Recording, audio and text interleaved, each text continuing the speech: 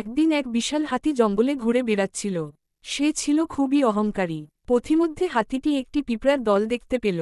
পিঁপড়াগুলো তাদের খাবার সংগ্রহে ব্যস্ত ছিল। হাতি পিঁপড়াগুলোর দিকে তাকিয়ে বলল, তোমরা অনেক ক্ষুদ্র প্রাণী।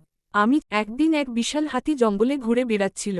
সে ছিল খুবই অহংকারী। পথিমধ্যে হাতিটি একটি পিঁপড়ার দল দেখতে পেল। পিঁপড়াগুলো তাদের খাবার সংগ্রহে ব্যস্ত ছিল। হাতি পিঁপড়াগুলোর দিকে তাকিয়ে বলল, তোমরা অনেক ক্ষুদ্র প্রাণী। আমি চাইলে এক পা দিয়ে তোমাদের চেপে মেরে ফেলতে পারি। পিঁপড়াগুলো হাতির কথায় কান না দিয়ে চুপচাপ নিজেদের কাজ করতে লাগল। পরের দিন হাতি যখন এক জায়গা থেকে অন্য জায়গায় যাচ্ছিল, তখন তার পায়ে কাটা ফুটে যায়। ব্যথায় হাতি চিৎকার করতে লাগল। সেই সময় পিঁপড়ার দল এসে হাতিটিকে দেখে বলল, তুমি অনেক বড় এবং শক্তিশালী।